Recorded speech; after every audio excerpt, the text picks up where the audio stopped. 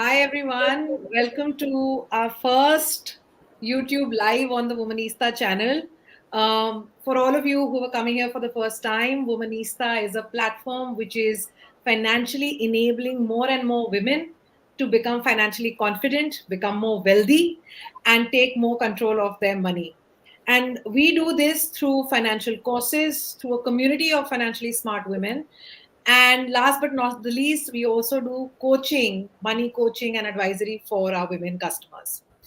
In this journey of building Womanista over the last 3 years, one of the things that we've learned and understood a lot about our clients, about women like you, is that we have a lot of specific goals and dreams, and we'd love to know more and more about it. And one of those things which often concerns mothers in the room or young girls who are looking to enhance and upskill themselves is how can I pursue my education goals? How can I make sure that the dreams of my children who want to go abroad and study, or my dreams that they should go abroad and study, how do we make that easier? How do we make that, of course, financially viable for ourselves? And keeping that in mind, we decided to do this month, we decided to focus on education as a goal. And for that, we have two very, very accomplished gentlemen who've joined us and who've been kind enough to give out time and share their expertise with all of you so that you can avoid making those mistakes which they have seen other parents do that. So, welcoming Neeraj Mandhana into the room. Hi, Neeraj. Thank you so much for doing this. I heard that when I spoke to Neeraj, I got to know that he is, an accomplished education counselor. But I went and read more about you, Neeraj, and I came across this beautiful scholarship as well, which you have started. And I think the passion resonates and it comes through because you've been doing this for more than 10 years now, right? That's what you had mentioned. And so he's going to share with us not just the theoretical part, but all the practical realities because he's been doing this day in and day out for more than a decade now. And we have Gokul with us. Gokul Ahuja is the vice president at LCR Capital. They're actually the ones who have been behind putting this together for us. It's a private investment advisory firm for all those who want to get, the US green card or get a golden visa to Portugal and all these services. So when we discussed, we recognized that education is one of the important things that we want to talk about to our community. So the floor is all yours, Neeraj. I'd love for you to take the floor, give a brief introduction to everybody. I've given a formal one. You can give the more real one. And please, the floor is all yours. Thank you, Neha. And it's so nice to speak to all the women today. I wish you all the best with your financial planning. Um, as I was thinking about this webinar, I was just thinking about wealth. Wealth is so many things. It's money, of course, but it's also education, right? I mean, we live in a country where we have the concept of Gyan Lakshmi. So knowledge is also wealth, relationships is also wealth, health is also wealth. There are so many things which we all consider wealth, right? So, and when we compare the West to India or Asia, I think we have a culture in our country where we value education very strongly. Once I was in a workshop with I want to say the ambassador of the US to India, and he said, "You have something we just can't even believe. We would kill to have that." And that is reverence for education. You know, as we move up the financial ladder, the pyramid, so to say, we want to educate our children. It's as simple as that, right? And education can mean many different things, of course, right? You can talk about skill based education, vocational education, formal education. That's something I'll let you all decide as you think about your own children and yourselves. But for today's talk, I would just like to share some of my past experience with all of you mothers out there on the red flags that you should avoid. So, by way of introduction, I work as a career counselor here in Mumbai, and I work with teenage students as they ask the most basic questions of their life. Who am I? What is my identity? Now, classically, I have seen mothers, they always want to, get involved, right? Because they've always been the one leading from the front. And it's very hard for so many mothers to let go and to let the child be. Now, I'm not saying that as a general statement. Of course, there are all kinds of mothers, but this is something you want to think about. You want to get this balance right, because who am I is very integral to what I want to do, what I want to be, where I want to go, what I want to study. And you don't want to color that for your child. You want it to be a journey of self discovery for them. You want to nurture that. So that's my primary occupation. I help my students discover themselves, and we call it a co-discovery process because, of course, I get to know them, and they also sometimes get to know themselves. And because how aware is a teenager about themselves? They're still figuring out their identity. So that's at the crux of what I do. I've certainly been doing this for more than 10 years. I actually started doing this as a student myself. So, as a 20-year-old, I got an opportunity in my own college, UCLA, in 2001 to work in the admissions office as a student ambassador, working with international students, giving them guided tour of the campus, replying to emails, taking phone calls. So that was a great behind the curtain look for me in admissions. And of course, what happens every time you come back to India, you have proud parents who want to tell all your friends and neighbors and cousins that our son works in admissions. So while that statement was not entirely true, but I think my proud parents made a big fuss and hue and cry and big deal out of it. So of course, people started showing up.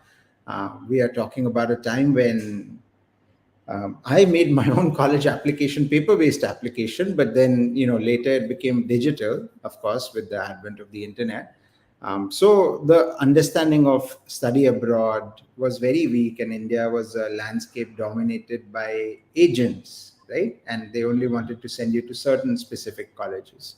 So every time I came back from 2001 to 2010, people showed up, and I just thought this was a great fun thing to do. And at some point in my life, I said, okay, what have I done that I really enjoyed and I want to do full time and I really want to dedicate my life to it? And the answer was education. The year was 2010, and I got myself an office. And I said, this is what I want to do professionally. And I kept training myself in how to work with young people, help guide them as to what they should be doing, keep educating myself about colleges all over the world so that I could mentor them in getting into a great fit college for them. So, yeah, and so since 2010, I've worked with thousands of students. Everything I do is one to one. So that's my background, right? And so that's the experience that I'm talking from. So I thought about, when Neha and Gokul approached me and said, why don't you do this talk? I started making a list. Oh, what are the classic things that parents do, which I think they shouldn't, right? And so many times, of course, I intervene also, but then as I started making the list, I told Neha, okay, I'll talk about 5 things, right? But then I started scribbling and more and more came out. So let me share them with you one by one. So the first one is fear. We are afraid that our children are not going to make it, right? We are afraid that they will struggle. We want to do whatever we can to embellish them, to empower them, to leave them with whatever we can leave them with. And this fear drives us to look for safe havens, to look for security. Yeah. And most people, when they think about college, will operate from a point of fear or extreme desire to show off, one of those two. And that leads them to this mindset, which we in admissions call Harvard or Walmart. So either I will go to the best of the colleges, Or you know what, I'm going to send them to, I don't know, some random college in India. If they don't get into the Harvard and the Stanford, then might as well send them to Gokhli Bai Sriram College in Latur. Okay, because it's either Harvard or Walmart. It's, yeah. Okay, so there's So nothing in the true. middle, which is so not true, right? Because the way you want to approach college education is you want to put your student at the center of it, your child at the center of it, and talk about transformation, right? And this is a very important word because your child will enter college as a teenager at 17 or 18, and they will exit as a citizen, an adult at 21 or 22. So, really, the way you want to approach college, more than Harvard or Walmart, more than the rankings paradigm, is look at a college and say, is this going to be a transformative experience for my child? We all love shortcuts. So therefore, we go to the rankings and say, oh, the top 10, we deserve the top 10. We want to go to the best hotels, the best restaurants. We want to buy the best brands. We want to buy the best cars, the best watches. So might as well buy the best education, right? Because we can afford it. But that's really, what are you talking about? You're talking about educational experience for your child. And really, the key word that you should hold on to is transformation. And so, when you, as a parent, if you're a parent today of a teenager, or maybe in a few years, as Neha was telling me, it's a lot of 30 something women, so maybe in a few years from now, the thing you want to do, the lens with which you want to look at college is transformation, right? So, look at your child today and look at how you want them to be transformed.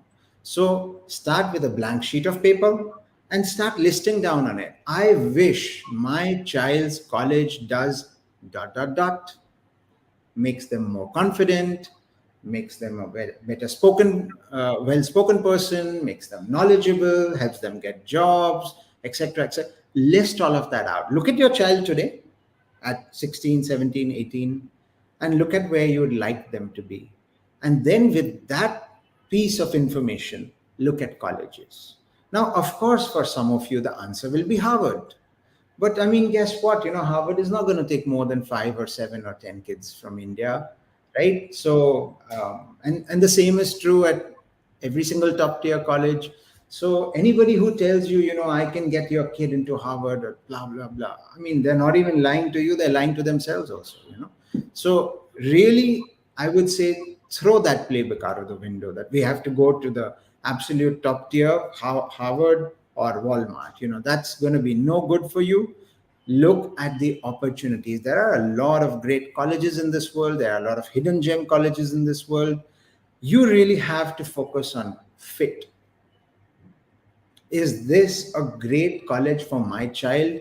Is this education going to be transformational? Is this experience going to be transformational for my child? So that's the first word I want to leave you with, that focus on transition and transformation. Okay. Second thing, and I don't know, Neha, I mean, are we taking questions as I go, or do you want to take questions at the end? We can have people, whoever wants, they can just park it in the comments. Ladies, whoever's watching, please put it in the comments if you have questions, and we can take that, Neeraj, as it comes along. And I have my set of questions, which I will keep pushing on you. But right Sure. now, I'm very intrigued. I'm just thinking and processing about transformation. So you can move on, and I'll share that question in a bit. And I'll honestly tell you, most of the top tier colleges look at it as transformation.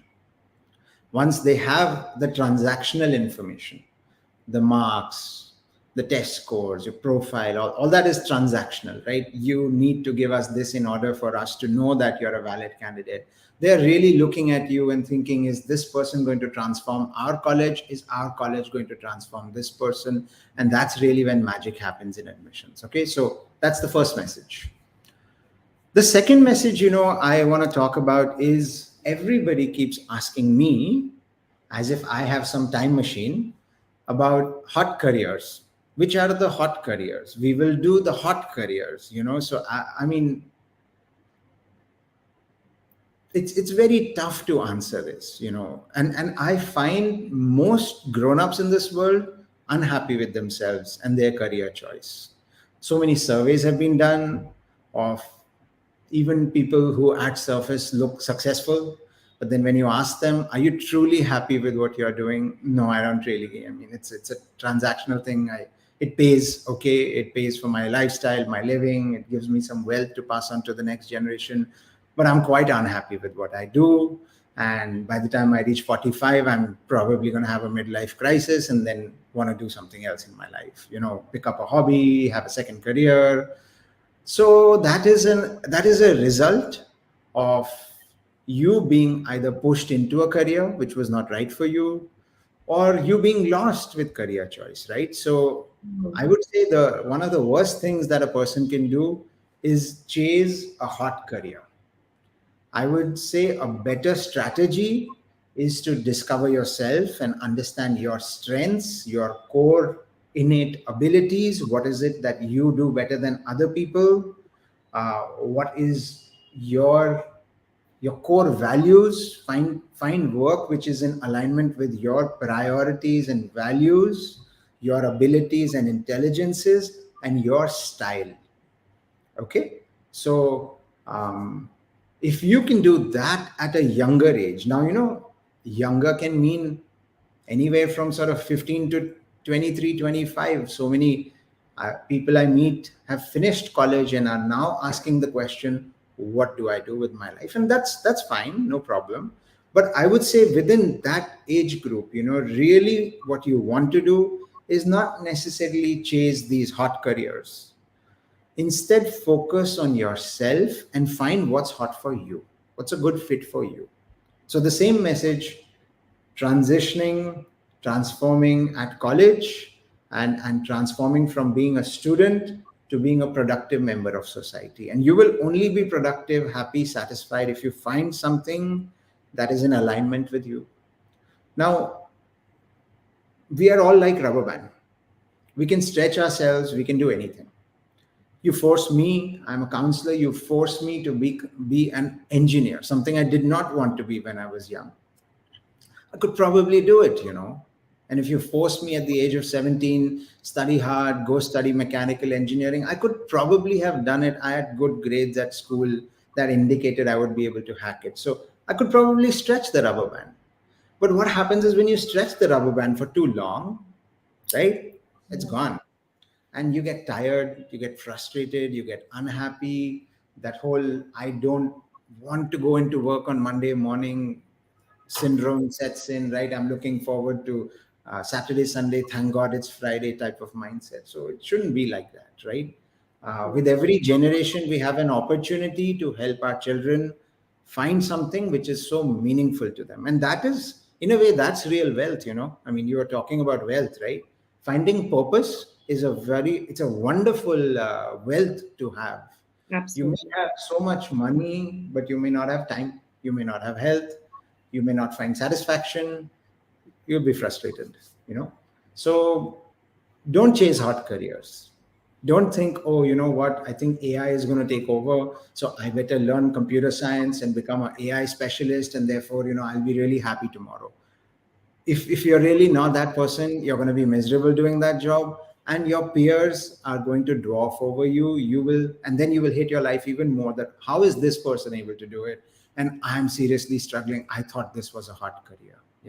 So as mothers, I would say really try to be as objective as possible with your children. Help them understand themselves and what is meaningful to them, rather than shove something down their throat. Again, operating from point of fear.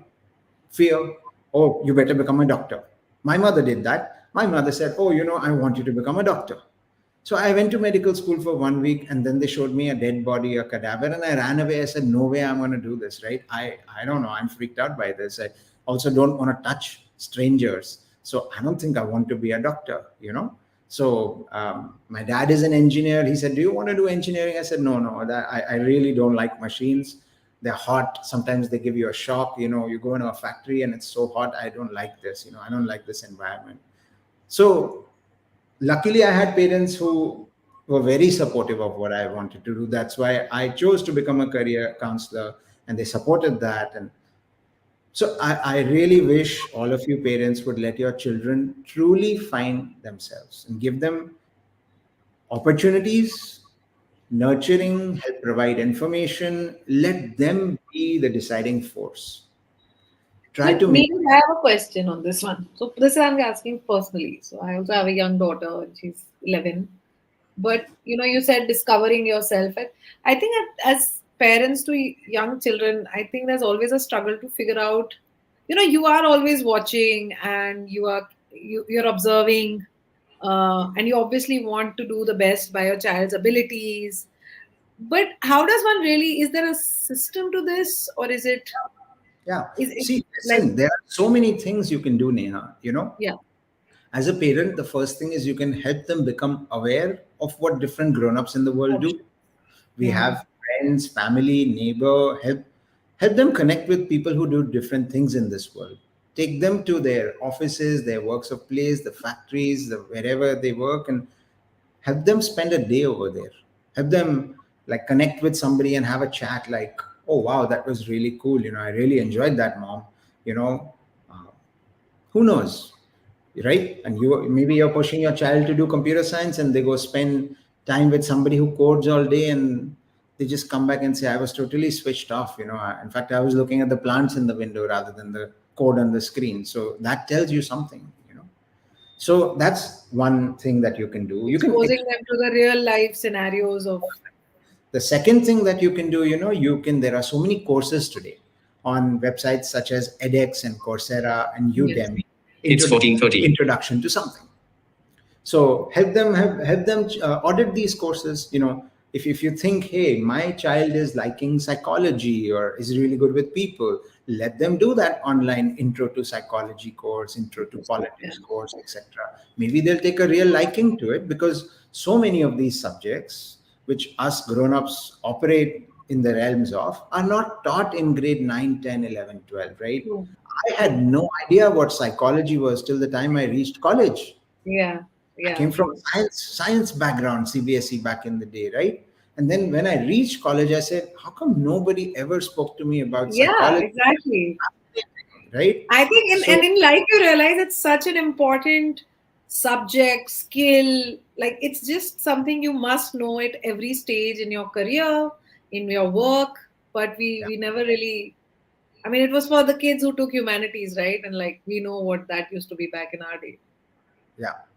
Third thing, Neha, that you can do is, um, see, kids don't like to talk to their parents, okay, about this kind of stuff. This is, by the time they are teenagers, they are looking to talk to other people, maybe a friend, maybe a cousin, maybe an aunt or an uncle, maybe a neighbor. They are probably better coaches and counselors for your children than parents themselves. So find somebody like this that they can actually have conversations with, because kids don't like to open up to their parents. There is a fear of judgment. Oh, you are so close to me, you are so opinionated about me. Whatever I say, you're going to say, oh no, not this, not that. I don't want to talk to you. And I mean, if there are mothers here in the audience with teenage children, they will know what I'm talking about. But by Also, the I time, think there's a fear of letting down, right? I think we have felt that with our parents, and it's very fair for a child to feel that if I ask some things or if I show inquisitiveness, also maybe I'm letting down my mom because my mom has always been saying that, beta, you have to be this or yeah, this is right. So I think that's fair. That's true. It's hard to digest, but it's true. yeah, I yeah. think we all want that our kids should talk to us about everything, but Yeah. And at some point they don't want to talk to you about some things, and having a parent substitute slash grown up friend to talk to is a very useful asset for every parent. Okay. Of course you Neeraj, can we do. have a question. Sorry, before you go to the Yeah. next point. Shilpa is asking, when do I start planning for college admissions for a 12-year-old? Yeah, great. I just get back to that as Yeah, I yeah, finish. sure. Yeah. Okay, yeah, because that was one of my points. So, and I think aptitude testing is wonderful, but be careful where you do it, because there are lots of different kinds of aptitude tests. Invest in a really good one. I mean, there is everything like 15-minute aptitude test on the internet to the 1,000 rupee aptitude test. Don't do the seriously professional ones. That's really helpful. And I think approach career selection from a mindset of elimination rather than choosing.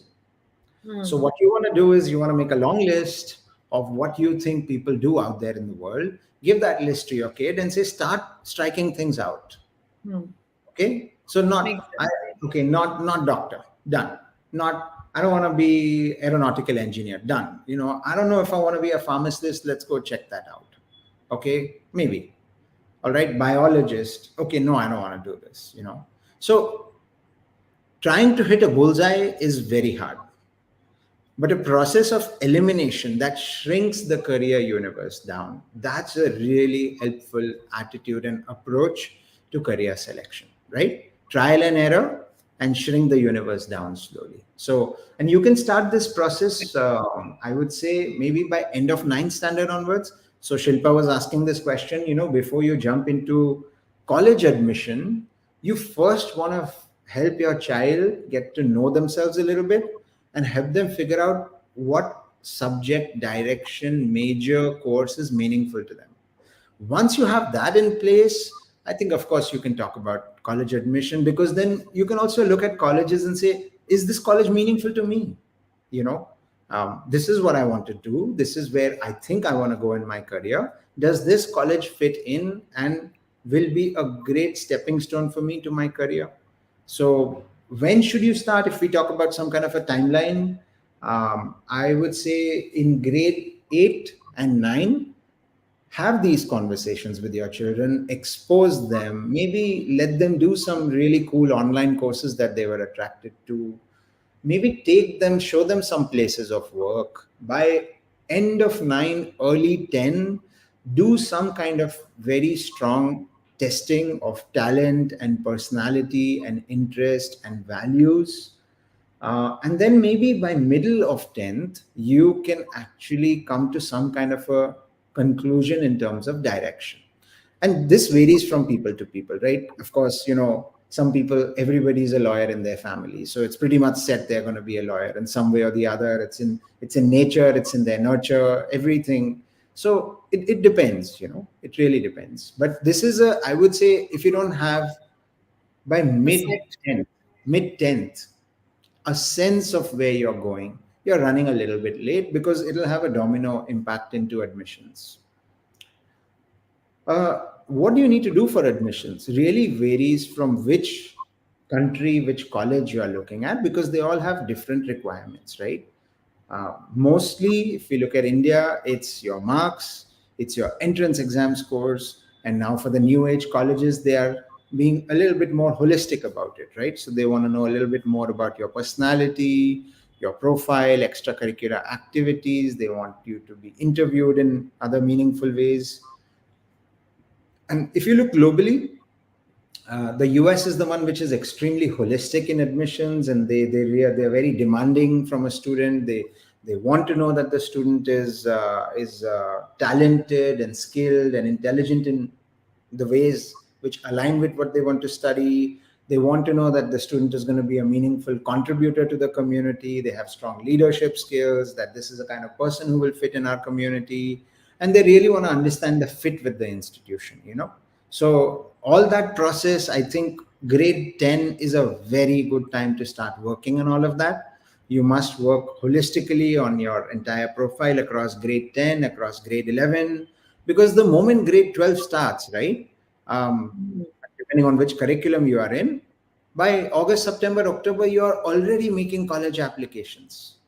Okay, so for example, it's October right now, and this weekend we are doing this workshop, and I kind of agreed to this date because so many students of mine have already finished the early round application, right? There are various rounds of applications, so don't leave it for the end. This was one of my other red flags, that start 8 and 9 in terms of exposure and helping your children think, 10 and 11 to build them very strongly and what you're going to present to college. By mid 10, you should have a sense of what they are going to do. Because by the time 12 starts, right, Diwali time of grade 12 right now, application is gone. Go on. Okay, globally speaking, right? In India, we tend to do it a little bit later. But if you look at Canada, if you look at US, if you look at the top tier colleges in Europe, it's October, November, December period. So okay, so I hope that answers Shilpa's question also and helps Yes. me cover another one of my points that start a little early. All right. Um, Another thing that I have seen a lot of people struggle with is this decision about, is our child ready to go abroad at the age of 18 or not? You know, Yes. it's a big, Please, you read my mind. this is a very, very important question. And I just want to give people three important yardsticks to measure this by. Okay. Number one, and you want to use these as litmus paper. Okay. Number one, um, look at your child and see how strongly are they performing and how clear are they in what they want to do. If they're not performing, they're Hmm. really struggling in school, Hmm. you can't magically expect them to go and perform at top tier colleges abroad, right? So maybe that's an indicator that maybe your child is not that ready. So maybe they're performing at this level, but your expectation and college's expectations are, it's not a match. So maybe that's a point where you want to hold back and say, I think maybe let my child become a little bit more wiser, much more independent, take charge of their own education. That's when they are ready. Maybe then you send them for masters or something like that rather than high school. Okay. So that's my first one. My second one is emotional maturity and emotional readiness. It's a Yes. big bad world out there. We all worry. I mean, when our kids go out at night, we worry, right? Imagine when a daughter goes out at night and it's 11:30, you're wondering, my God, where is she and when is she coming back? And I hope she's okay. And that's here in Bombay. So imagine sending your kids halfway around the world into a world where we know it's becoming more and more unstable. Yeah, people have guns and people have drugs, and all kinds of bad influences are there. So what you want to know is my child emotionally mature, confident, independent in making decisions, right? Can understand bad company from good company, can understand a toxic relationship, learns how to say no to things which don't look right. So of course you want to assess this also, but you want to build this as well, right? So when you start thinking about your child from the age of 13, start working on this. See, we like mothers, mostly motherly love. I want to pamper my child. I want to give them the best. I want to do everything for them. We have helpers of all kinds, from everything to make your bed to, tutoring for the SAT. We have all kind of help in this world. It's great, it's important for performance, but you also want to make your child independent, because the moment they go to college, you're not there. Who is going to teach them to take care of themselves and manage their time and do their laundry and take care of food and wake up on time and submit assignments, everything? So this is a real red flag. If your child doesn't look like they can do it here at home, emotionally ready, maybe you shouldn't send them right now. Maybe you should send them at. Maybe Neeraj, when they go there, they'll get ready. Yeah. We hope so, right? We hope so. So are they 80% there? You Ah, know, if it's that's a a 80, good one. if it's a Give a 80-20, then ratio.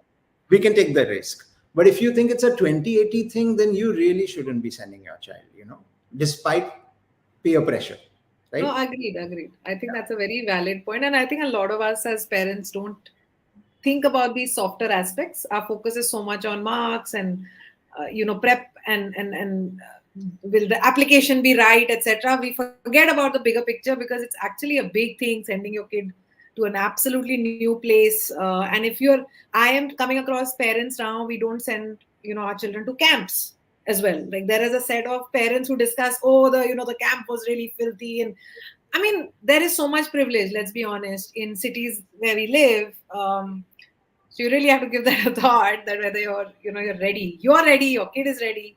So that's a fair point. Yeah. Can I pick up one or two more questions from Yeah, the? let me just give you my third point and we'll come to the Yes, question. go for So it. the third one is, have you financially planned for this? If you haven't financially planned for it and you're stretching your budget, that is eating into your child's career. You know, you have invested so much upfront. Now there is all this pressure on them, right? There is all this student Hmm. debt. You know, obviously we don't expect our Indian kids to pay back the money to the parents, right? But my college roommates paid their parents back. Okay. So you know, you don't want We to. are getting all that money back to the mothers. No, no, we give a very clear advice that, listen, have that budget. I agree with you. I thought you were going to say it's going to eat into your retirement corpus, Yeah, because that that's also, what we tell everyone. that also. That, So there is a limit you've got to, and after that, you've got to learn to make your children responsible yeah, for those financial obligations as well. But that's yeah. a fair So point. You're also putting that pressure on them, actually. academics, emotions, finance. If you got those three things right, great, go abroad. If you kind of have those three things right, maybe you should be thinking of abroad. If those three things are not looking right, you should not be going abroad at the end of high school. Maybe you should be going for masters. Okay? Fair So point. let me come to your questions now. I'm going to pop it up. I just learned this new feature and I'm loving it. So, we have a question. Lady here, new journey, is in grade 11 and she scored 84% in 10th and wants to know how much does she have to score in her grade 11 and 12 in SAT and ELT. How do you pronounce it? Yes, yeah. IELTS. You know what is the answer to this question? You should aim to score perfect scores, Whoa. because this question is incomplete. Towards what end? You know, what end? Towards what is your goal? And your goal should be to push yourself, to excel, to do better every day.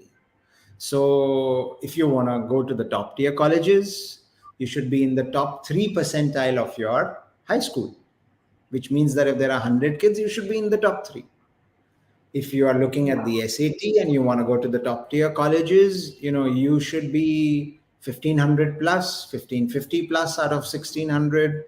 And your IELTS score, if you're from an Indian curriculum school, it should be something like 8, 8.5.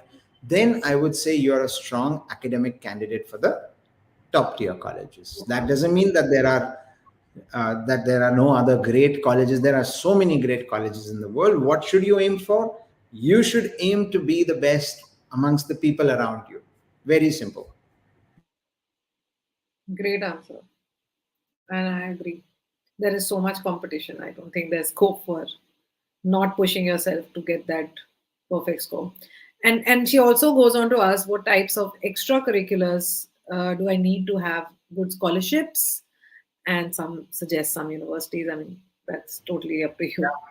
Yeah, yeah, of course, right? Like, so this comes back to my first point, which is good is a very relative word, right? True. So if you want to look at the rankings, why ask me? Google has all the answers of college rankings.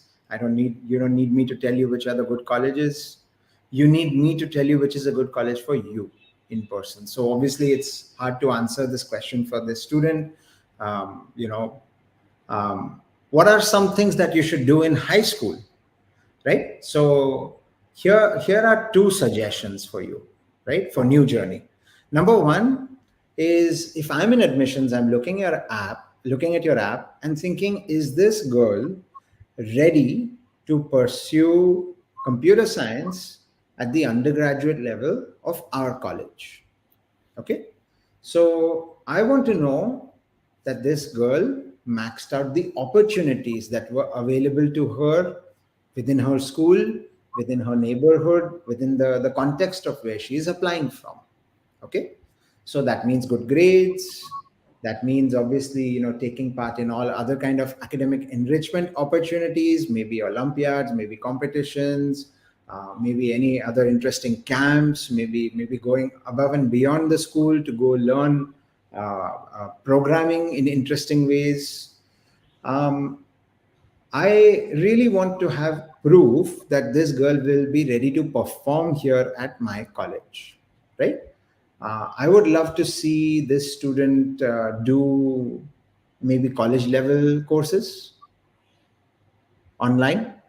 I would love to see Mm. the student engage in academic research in computer science at the high school level with a person that is known to them, maybe a family friend or cousin who works in technology. You could partner with them and build something.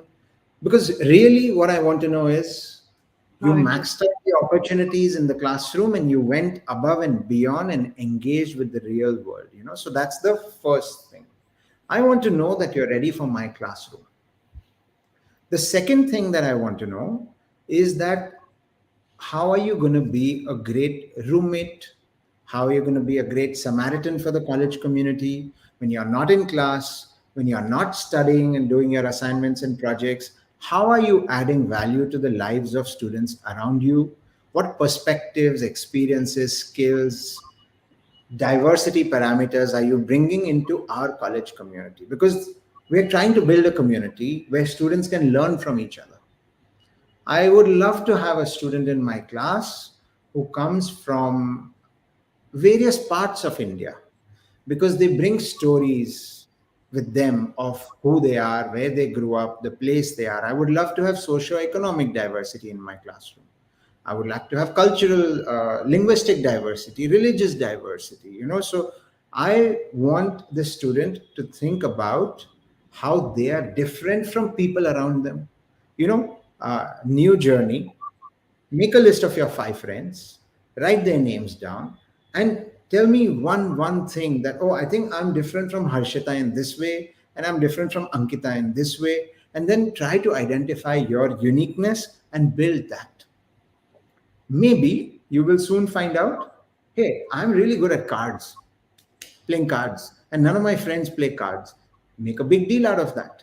Maybe you'll figure out that you are somebody who is into, I don't know, cardistry, or maybe you are somebody who's really into helping a different set of people that most people don't reach out to. Most people, when they like to reach out to others and help them, they think of teaching people or helping the underprivileged. Maybe you worked with older people and help them understand technology, right? Our grandmothers and grandfathers are always struggling with Paytm and Uber and all this new tech which is around them. Maybe you did something interesting for that population. So try to think about how you're different from other people around you in your bubble.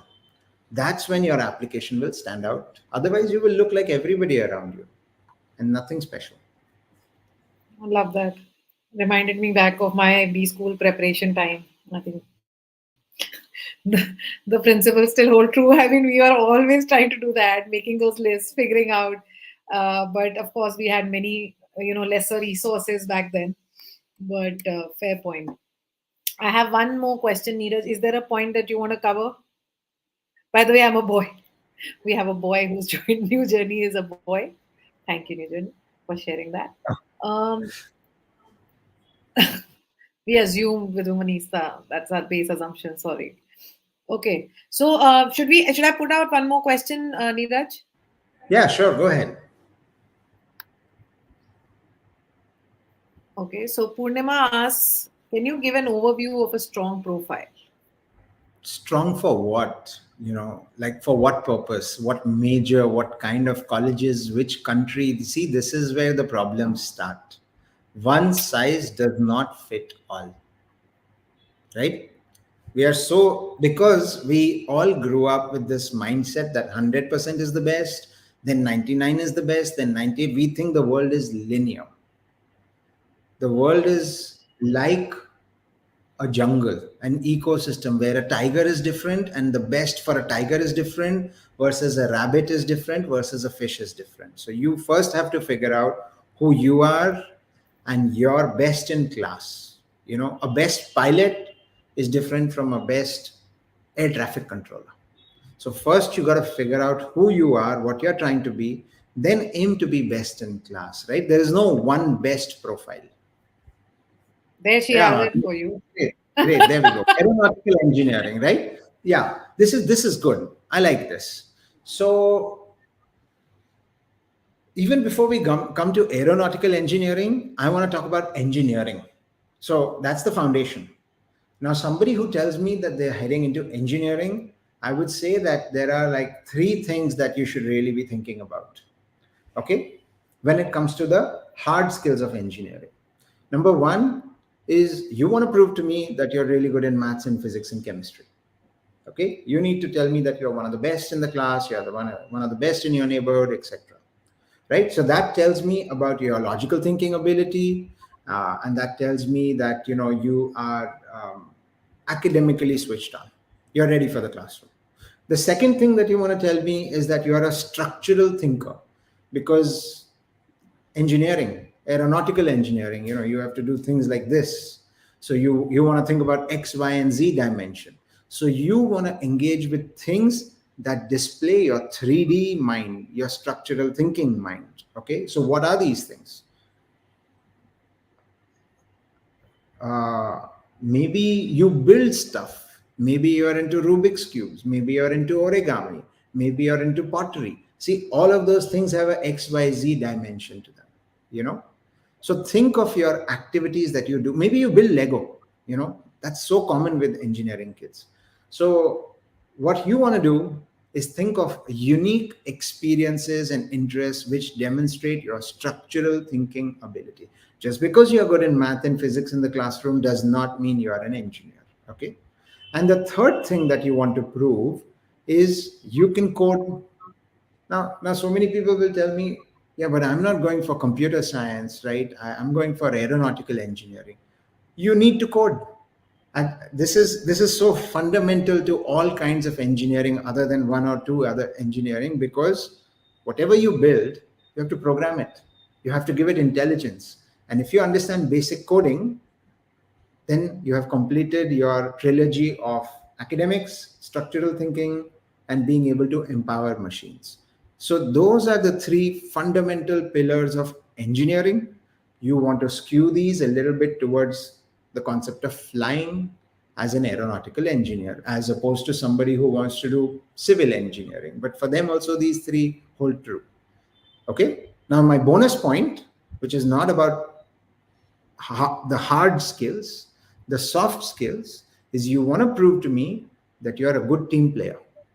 The classic science or engineering kid will tell me, give me a math problem, I'll solve it, 100 out of 100. There you go, in your face. Okay. The problem starts when you have to collaborate and cooperate and communicate with a team of people who are also equally intelligent and equally creative. Oh no, I don't want to work with people, right? I'm happy sitting here alone in this room and solving these problems. So the top tier colleges are looking for that softer side of engineering. Okay. You're not going to build the next SpaceX rocket alone. You are going to be a part of hundreds and thousands of engineers working on every single piece of the puzzle. And they will be across countries around the world. You have to collaborate. So simple. Do those four things. Lovely. I love this. I hope Purnima so did you. I thought it was so structured. Yes. All right. So let me give you a couple of other red flags. I'll give you a small one. It's called Yeah. helicopter parent, right? We are busy Monday to Friday, and then we are busy, like me today and you today on a Saturday, working. So, and then we have to take care of our kids. And especially in families where both mom and dad are working, or it's a single mother, it's really tough, to manage everything. So you want to take out a few minutes every day and spend time with your child, talking to them, getting an update, getting a review meeting with them as to what is happening. I find so many this classic, where mom and dad are both working, both are high powered, they are traveling all over the place.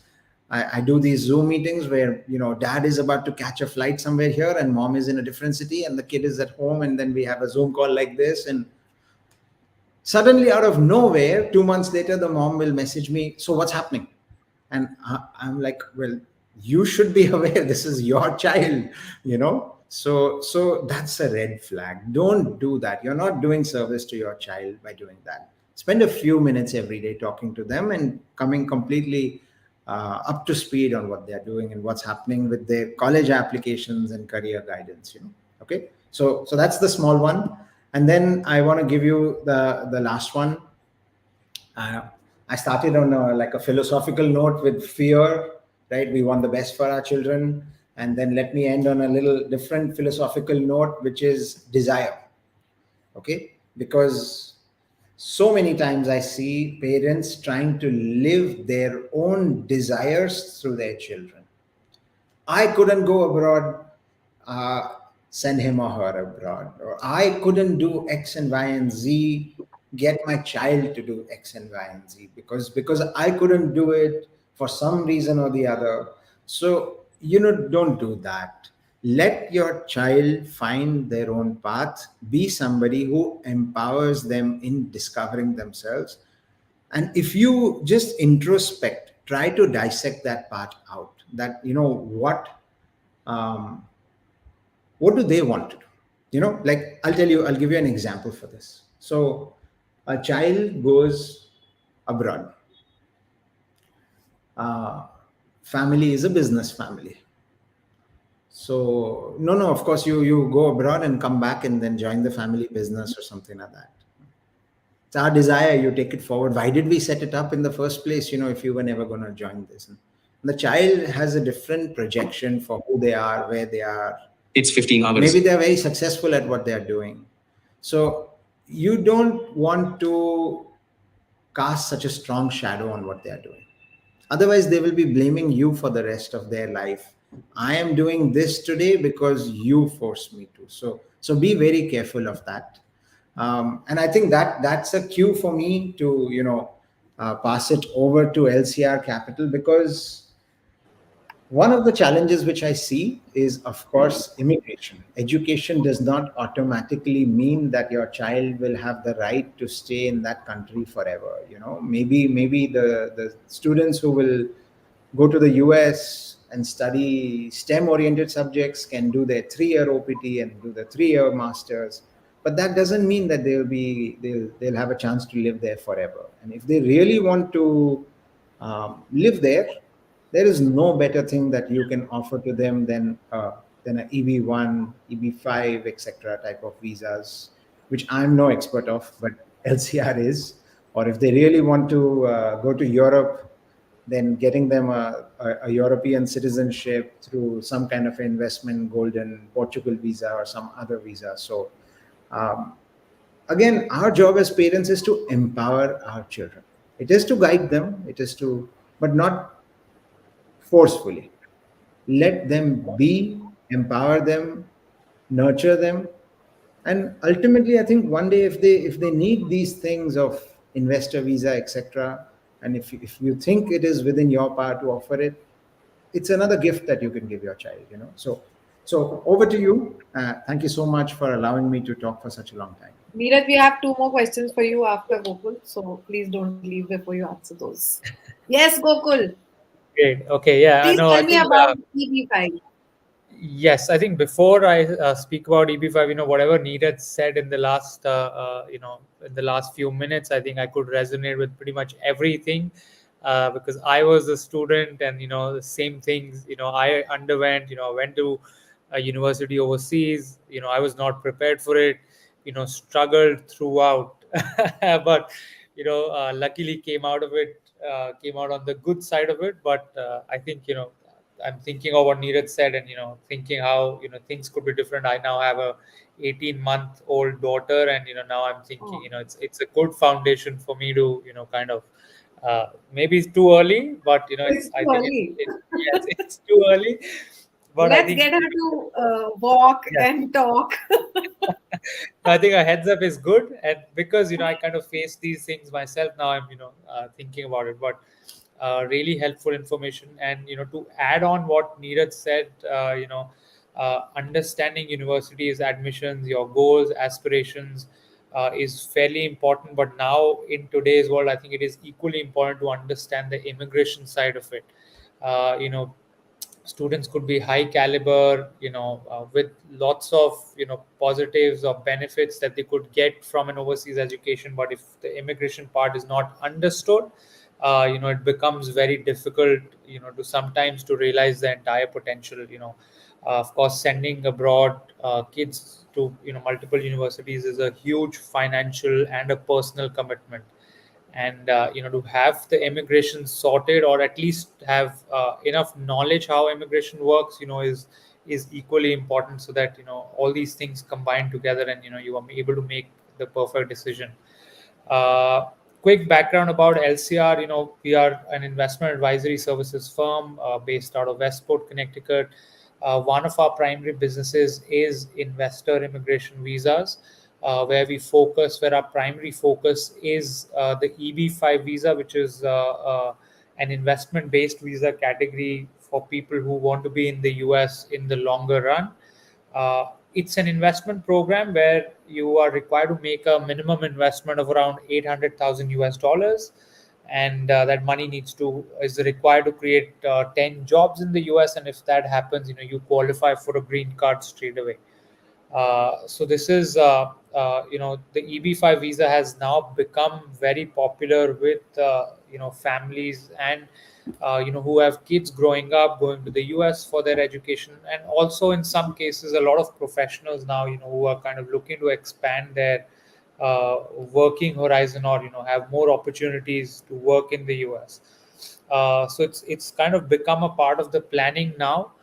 With the EB5 visa, you know, once the investment is in place, we help you, meet your immigration goals, and you could possibly, let's say, get a green card in anywhere between, 1 year to 3 years. So it's a much quicker process. And, overall, once you have your immigration sorted, and you have your green card in place, the number of opportunities open up for a student in the US are huge. There is, of course, this is something that Neeraj can talk about in terms of the admissions. Maybe in some cases you may be eligible for in-state tuition fees, or some relaxation in terms of tuition fees. But now at this point, at this point of time, there are a lot of people who are looking to have startups in India or globally. Also, they want to work in startups because it's an exciting place to be in. Now, if that is something that you have in mind, especially in the US, a green card is what you need for sure. It's a huge support, when you, let's say, want to set up your own business in the US. This is something that can help you majorly, because if you are following the regular path which most of the students do, which is a student visa, an OPT, and then your H1B visa, which is a lottery based system. Working for startups is not an option, because you need to be sponsored, and startups are still in that early stage, so they are not looking at getting into the sponsorship, all the hassle, the documentation, and all of that. So green card becomes a savior there. But of course, it's a huge financial commitment. So parents, and also the students need to be prepared. We've seen, in a lot of cases where people have, parents in this case, have shelled out that kind of money, and and 2 or 3 years later, the kids come up and they don't want to be in the US.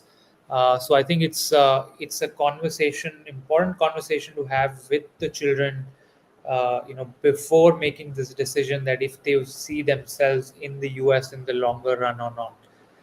uh, so that's generally, uh, how I would say the EB5 planning works, because it's a long process. Your funds are blocked for about 5 to 6 years. So you need to be financially committed. More than parents being financially committed, the students need to be committed to be in the US. We've had a lot of people, who've gone through the EB5 now, because they run family businesses, and they have those commitments to come back now to India and help them in their family businesses, then I think this whole green card program may not work for you. So and it's not just the US. Even with there are a lot of EU programs. There is like we discussed earlier, there is the Portuguese golden visa, which eventually gets you a European passport, which gives you access to work, live, and study in Europe.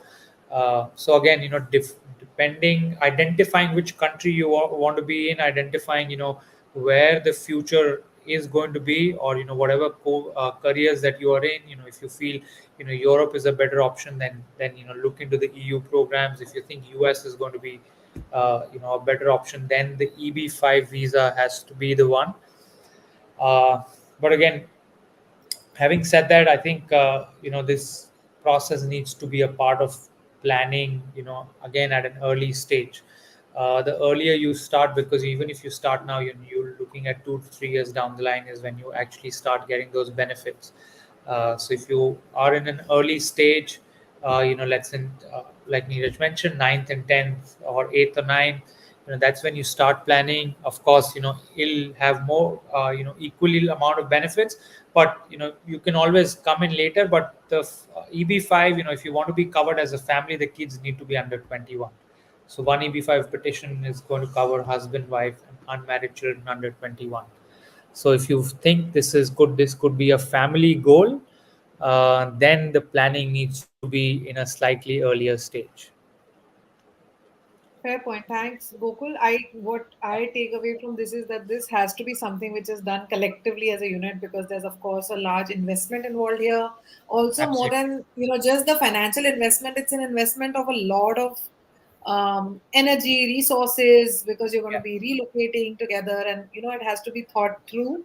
So for all And those who it's know a somebody, it's a who very are people who yeah are interested and who are sure that yeah. US is the place, the EB5 of course then makes sense, and LCR is our partner. You can always connect with them. We'll be sharing details on the YouTube link in the description.